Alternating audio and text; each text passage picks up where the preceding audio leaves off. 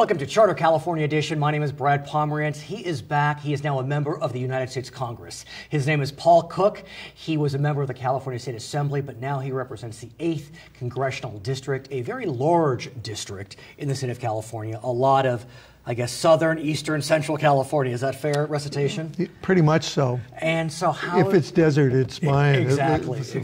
Most of it. So how have the first few weeks been? Are you enjoying your time in the Congress? I am. It's learning experience. You know, I'm brand new, so Right. I'm doing a lot of reading. I talk to a lot of people and everything like that. So it's, but it is exciting, and to be on the committees I have. 3 great committees: Veterans Affairs, Foreign Affairs, and House Armed Services. Armed Services. But you walk in a very precarious time. It is. We have an economy, I think, on the mend, although every week we hear a different figure that makes it unclear as to how much we are on the mend. Along those lines, you have a Congress that seems very determined to decreasing our debt and deficit. You're a member of the Republican Party. That has been a primary principle throughout the last few years. Talk to me about what's happening on the issues of debt and deficit.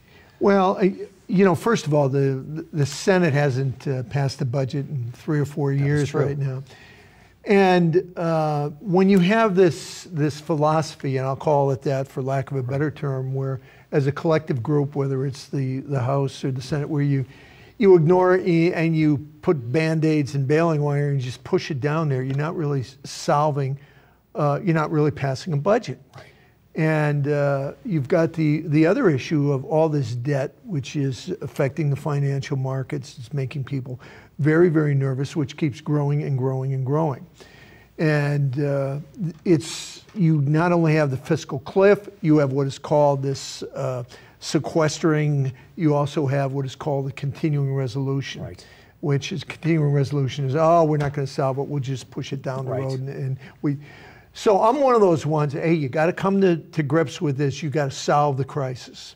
At least in California, even though it's been watered down, we used to have the rule that you had to pass a balanced budget. Right. Feds don't have that. They don't. And maybe we should, if you've got 3 different groups, and I'm talking about the executive branch and you have the Senate now, that can't come to agreement. Here's the question, though. Okay. It is clear that there have been colleagues of yours in the Republican caucus who are willing to push the United States to the brink on this issue of the debt. And there have been those that do not want to pass a resolution that would extend the United States' borrowing abilities. Where do you fall on that question? Well, you know, it's high stakes poker. You know, on other issues, I think I'm a moderate, but I am a fiscal conservative. Yes. I hate the word conservative, moderate, and liberal. They don't mean a lot anymore. Yeah, because it changes depending upon the issue. But you have to have your financial house in order if you're going to have programs such as the military, the veterans, Social Security. You have got to pay your bills. But is the approach to push the nation's credit to the brink? Well, I think you've got to be very, very careful, because if you go too far and you go off the end there, the consequences are enormous. Exactly. So it's kind of like, okay, you're in this huge poker game, and maybe that's a bad analogy. No, it's a good one. But the Republicans, from my standpoint, you've got to play the cards that you're dealt with. Right. And yeah, we have the majority in there, but all we control is the House, and it's problematic whether even the Republicans are going to be all on board. Then you have the Senate, which has their cards, and of course you got the president, which just won an election. You have the press, which is very, very strong, and you have the bully pulpit, as Roosevelt called it, Teddy Roosevelt, where the president, anytime he wants to get on prime time and everything, he can influence the action. So when you start saying, "Oh, we're never going to agree to this. We're going to go off a fiscal cliff," but you realize the implications are going to be tremendous to the constituents, you got to be very, very careful. So the big thing that happened, at least from our standpoint, we were able to pass the extension Did you vote in the majority? Yeah, I voted in the majority on that. And of course, part of it, the caveat was if you can't come to a solution like that, you don't get paid. Right. And I kind of like that. If one of your primary responsibilities is to pass a budget and it comes, I don't normally agree with group punishment, but if in terms of the people out there, the people that, hey, they're saying if these people can't do what they're supposed to do, then how can they get paid? Right. And so I'm sympathetic to that. Here's the question. You know, there was a time where Democrats and Republicans in Washington, they may disagree on issues, but they would come together in consensus. We have seen that less and less.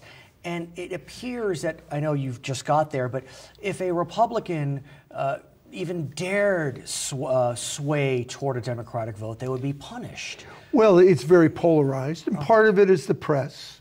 There's some people that favor the Democrats, some the Republicans. But even so, I mean, can you be your own man? Can you vote how you want to vote without fear of punishment? Well, you're always going to have that. But it's much greater than it had been 10 years ago, 20 years ago. You know, I consider myself a team player. I think that the Republicans have got to work together as a group and have a consensus.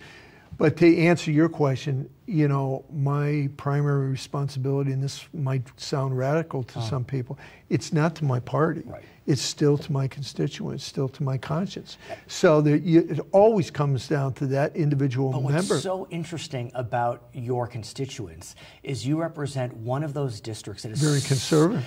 In places, but you know, you also have more moderate kind of ex-urban, suburban areas. No?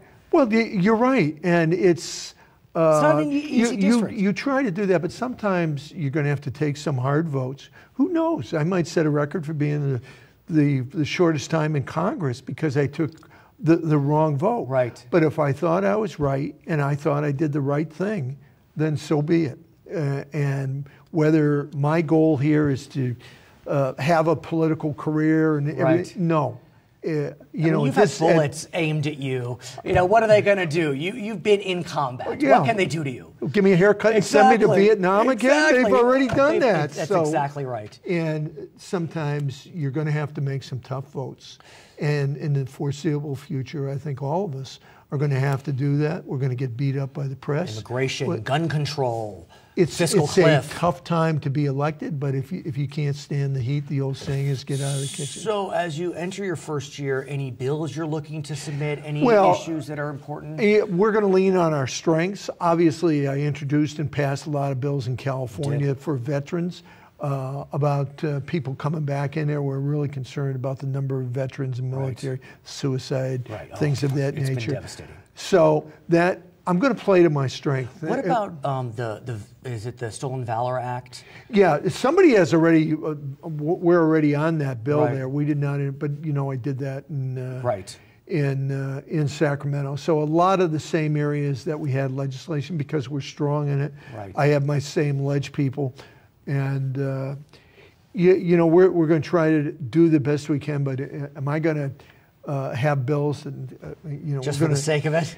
Well, no, I don't like to do that. I don't like to waste time. I don't like to have that press moment that we're going to do this and Cook's bill is going to have world peace instantly and this will be great and everything. That's ridiculous. I only have 2 years here. I'm going to do the best I can and try and make the difference. And if I can't, then so be it. His name is Paul Cook. He is a member of the United States Congress. When we come back, we'll be speaking with Lorrie Denson. She is a community college trustee with the Victor Valley Community College District. She's president right now, actually. Paul Cook, we thank you for joining us. I'm Brad Pomerance. We'll be right back on Charter California Edition.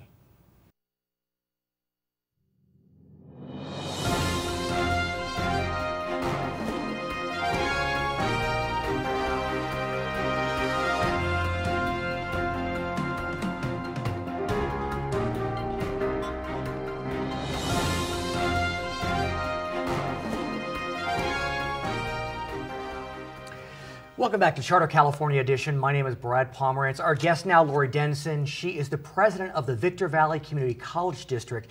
We just spoke with Paul Cook, and after the interview, he said, you must go to Victorville and attend a service by Lorrie Denson's husband, who's a reverend, a pastor. And yes, a I pastor. hear it's just incredibly inspiring. I love gospel music, so all right. Would I enjoy a service? You would enjoy it. Yeah. You need to come and visit us. Well, Paul sends his best, of course, the new congressman from the area. I want to speak with you about your position as president of the board. How is it going? A new position for you? It's going well. I realize that the presidency doesn't give me any more power, but a great deal more responsibility. And more grief, I'm sure. Yes, yes. And let's talk about some of the, I don't know if I'll use the word grief, but some of the challenges facing Okay. Victor Valley and many community college districts. There are 3 community college districts right now that are on what's called show cause. Cuesta College, Redwood College, and San Francisco Community College. Yes. They are at risk of losing their accreditation. They are. Below that level is probation. Yes. There are about 10, I believe. And Victor Valley's at We're that one right of them. now. Yes, we are. You're not a show cause, so amen Yes, to that, yes, yes, as yes. the pastor would say. But be that as it may, talk to us about that process, the procedures you need to go through. Well, it's been a very difficult process. We had about 8 recommendations from the commission, and we've worked very hard to meet 100% of each of those. We sent in our report in October 15th to be exact, and now we're awaiting the response. Our president flew to San Francisco and spoke to the commission again a few weeks ago. Okay. And so we're waiting for the report in the mail. And so do you anticipate that you will have fulfilled most of the requirements? We do. May still be on warning, or you may still have a few, little things to tweak. Exactly. Yes, we do. It's continuous. I understand. And so I believe that what has happened in the past before me. Of course. Right. That there were some things that they fulfilled, but then they didn't maintain those. Understand. And so now we're working very hard to put some SOPs in place and maintain SOPs them. meaning? A standard of procedure, just standard procedures. I presume you're not, you believe you're not at risk of going on show cause. No, Right. I That's do not where we're believe that going. at all. Does the passage of Prop 30 make this a little bit easier? It does. It takes care of some of our financial woes that we were. We do not want to close any classes or eliminate any classes. And with money as it was, we were contemplating doing some shifting. And I think about your location, the high desert. I mean, it's very spread out. It is. Do you have many sister districts near you? I mean, I can't think of many that close. So you really are the one-stop shop for the high desert. We basically are. We have Hesperia, Adelanto, Victorville, Apple Valley. Those are the immediate 4. Right. And so we provide the education, the higher education for them. There's others that have moved to the district, but we're the foundation. Yes. So the good news is, for you at least, that Prop 30 did pass. And as we speak today, there's some very good news about some programmatic expansions. Yes. Tell us about those. Yes. Well, I know one of the expansions that we just opened up was our Public Regional Safety Training Center. And then there we house our paramedics, our police academy, we house the criminal investigation. We have everything. And we have the fire tower. We have everything. It's really cool. Some of the other fire departments and whatnot, they use us as a training facility. So how were you able to do this? I mean, on the heels of budget crises, yes, Prop 30 passed, but you didn't know that as you were gearing That's true. up. But that was with bond money, and that was because of the great citizens in our district. They approved that bond years ago, and so that was one of the goals. That was one of the things. I want to ask you about bonding as long as you brought it up. As you may have heard, there are some school districts, some community college districts that have used what's called capital appreciation bonds, which are these bonds that require huge interest payments by the end of their cycle. I spoke with Treasurer Lockyer recently, Superintendent Tom Torlickson, and they are very concerned and want to see reform. Is Victor Valley at risk with some of these capital appreciation bonds, or have you done more traditional bonding? We've done more of the traditional, and we have a great person, as in our GH Davipera, and he is wonderful in making sure that we stay fiscally sound. And so we haven't had those issues with tremendous interest rates in our bonds. You mentioned safety with your new expanded programs. I'd like to talk to you about safety more broadly. Yes. As you know, we suffered a tremendous travesty in Connecticut. at an elementary school. We do know that college campuses can be at risk. We think of Virginia Tech, high school, Columbine. I don't know that there has been an incident at a community college, but that's not relevant. What is relevant is, I am sure your desire, your colleagues' desire to make sure that your students, your staff, that they're safe on your campus. What steps have you taken, are you taking to ensure the safety of the Victor Valley Community College students and staff? It's very relevant because a month ago we had a student commit suicide. We did have a shooting. And we have in place... on campus? On campus. Oh my, I'm so sorry. Yes, it was terrible, very unfortunate for the family. But we have a system whereas when something like that does happen, immediately we have lockdown. Immediately. The way it happened this time, the security, the campus police were right there because it happened around their office. It was not too far from their office, their location. And we immediately received a text. I don't work at the college, but I work on the college grounds at another school. Oh, that's interesting. And I immediately got a text telling me what had happened, and then immediately there was an email. So the response time was great. I mean, it was a sad situation, but the response time that we had was wonderful. And that, in a lot of ways, begs the question about mental health. Yes. I mean, let's face it. 18, 19, 20, that's such a fragile age. It is, very stressful. Very stressful. And you know, as someone of faith, I'm sure you deal with counseling. I think you do, in fact. We do, yes. And so I think it's fair to say that the nation hasn't looked at the issue of mental health as much as it should. When you think about the shooter in Connecticut, I think he was 20. I mean, that's essentially Mother was a teacher, Yeah, I mean, you know, what he did is horrific, but there's sadness all around. There is. And I have to think that maybe if there had been some more severe interventions with that individual, there could have been help. Is Victor Valley looking at that question of mental health of its students? It's tough. It's transient population, you know, non-residential. What can a community college do? Well, what we did do was we offered our press release sharing what had happened, letting them know that it was quickly contained and that the students were not at risk beyond that. And we also directed them to various mental health facilities, as well as our own counselors were there to assist. Have counselors. We do have counselors. On staff. On staff, yes. You know, I know at four-year universities they will, colleges they will, but community colleges, it's such an interesting beast, you know, in the best sense. It really is. There is a lot of transience. What about that student who, you know, is suffering kind of in silence? I mean, are you reaching out? You know, let me put it this way. I'm an adjunct professor at a four-year college, Whittier College. And one time I had a student come to me, and she basically professed that she had been date raped. I mean, I felt completely ill-equipped.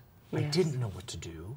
You know, I wasn't a mandatory reporter because she was an adult. I chose to report to my dean. And fortunately those steps were taken. Are you working along those lines? Because if a student speaks out, you know, if they go to a professor, you know, do they have the tools? I'm sure that every teacher, every staff member, if they really care about the student, like I'm a teacher at Excelsior and high school, is it? High school. And I have students that come to me and they share with me some inner turmoil that's going on.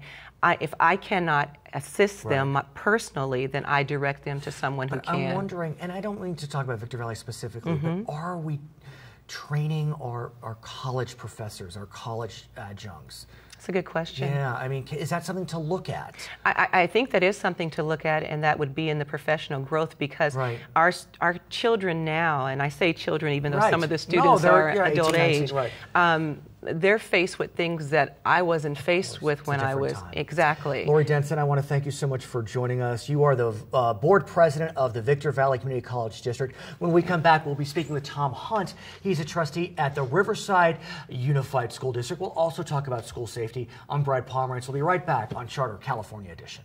Thank you.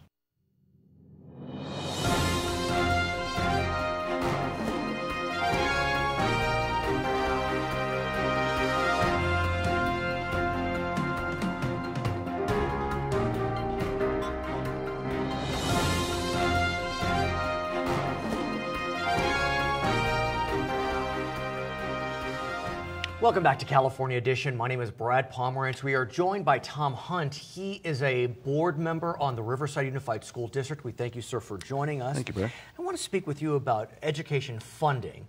As you know, Proposition 30 passed in November. How will that impact your school district, as an example of any school district in this state? Thanks, Brad. Sure. And thank you for having us here, because education is an important subject for our state. What it will do, actually, is just stop the dismantling.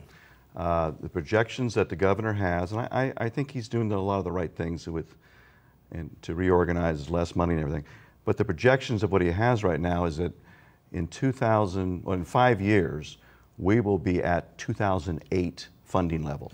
And that begs the question, because there is no doubt that Prop 30 stopped the bleeding, but it's not a new infusion of blood. No. And there have been some suggestions that the governor really should have restored some of the funding that was lost over the last several years. Given that Prop 30 passed, given that we have a budget that appears to be in the black, if not in surplus, do you believe that he should have given more money to K-12, given those two factors? Well, of course I do. I mean, I think an investment in K-12 is disinvestment in prisons. Right, I understand. I mean, just being blunt, but right. But I think he's done as good of a job with all the competing parties that are in the big business of California education, giving us Tier 3 flexibility, and then what he's moving towards. You saw his State of the State address. He talked to the legislature, and he said basically that if it can't be provided on the local level, then we, the state, should be doing it. But he wants to move things there and give us more autonomy, and so we can directly work with our citizens about that funding. And let's talk about that, because that was a headline, no doubt. Right. What he suggested is that school districts with children that may be disadvantaged economically, those school districts would get more money under his plan. Right. Than school districts that don't have those challenges. But in return, all school districts, as I understand it, would have less strings attached to Sacramento. It's kind of a two-part question. Let's start with, what do you think about this proposed new funding formula, where, quote, poorer districts would get more funding? Well, I think it's rational. I mean, let's not kid ourselves. The LAs, the Fresnos, the Long Beach, the San Franciscos, San Diegos, because they're large, unified, and that translates to delegations, they're still getting the lion's share. But it's a much more practical and rational application of funding. For instance, Riverside Unified is 52% Latino, and we have a lot of English language learners here in Imperial, San Bernardino. The average time the state gives you to bring an intense English language learner up to proficiency is about 7 years. They're going to cut that back to 5. And so we need to be careful with that money, but applying it ourselves and understanding it for what's unique in Riverside will be a good move. Would Riverside Unified be part of this formula whereby it's considered a poorer district? Would you meet that qualification? I don't think poor may be the proper term. I think it's challenge. Challenge district, fair enough. We have more challenges. But that's important. I mean, do you hit that 50% threshold? I mean, because being English language learner is one of the factors, but there are other factors I understand that would go into the calculation. Right. We do hit it, but one of the problems is they look at it also by school. Right. So overall we hit it, but then some of our schools are much heavier than others. And so what do you make then of the flexibility side? Because the flexibility can be a blessing or a curse. I mean, depending how you look at it. I make that we better be prepared and elect good people, and that are transparent and accountable. I think that school districts, and I said this to the legislative committee the other day about some of our bonding habits that the governor takes exception with, and one of our local districts did recently, where you're borrowing $30 million, but it's going to end up paying 90 back because it's so far out. I think we have to be very responsible to our citizens in the taxing, and to understand that this money is theirs and it's an investment. Let's talk about There's no state to blame anymore. Let's talk about the capital appreciation bonds, which are the bonds you just described. There are horror stories with regard to those bonds. I recently spoke with California State Treasurer Lorrie, and he had recounted his view, along with Superintendent Tom Torlakson, that these bonds they need to be reformed, because there are some instances, Poway, for example, where they're paying, they bonded $100 million, they're going to have to pay $1 billion. Yeah.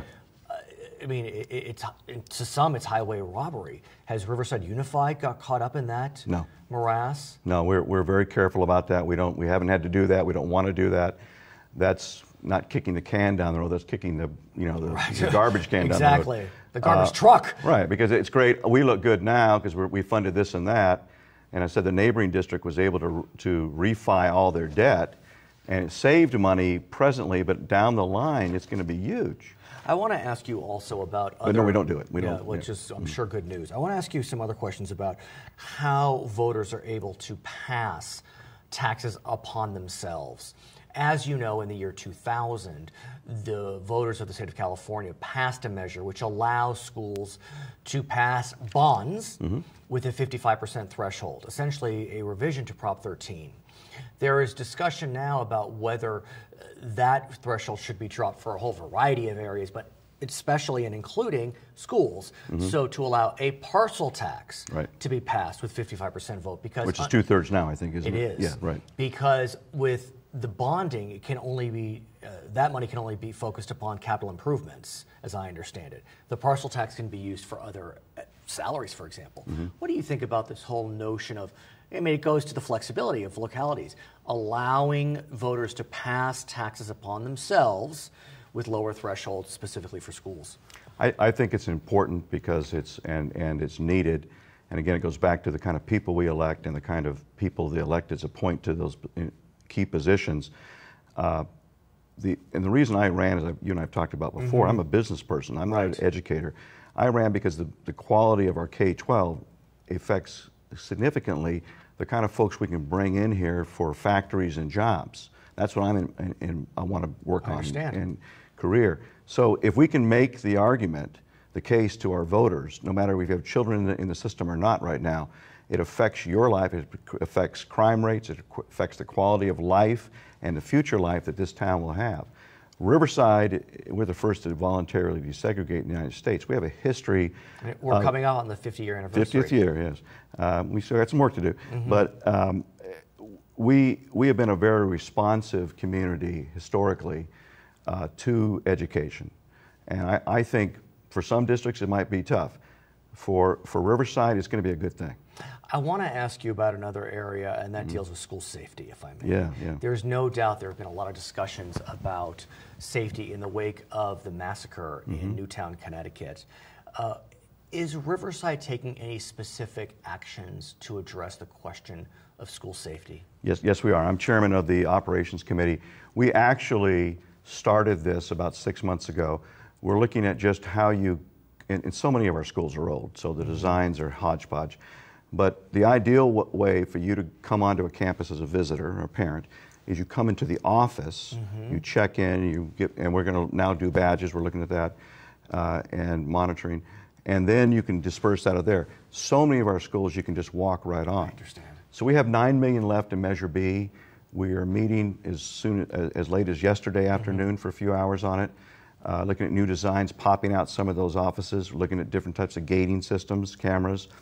We also, and actually CSBA had this idea, someone told me. California State School Boards, thank you.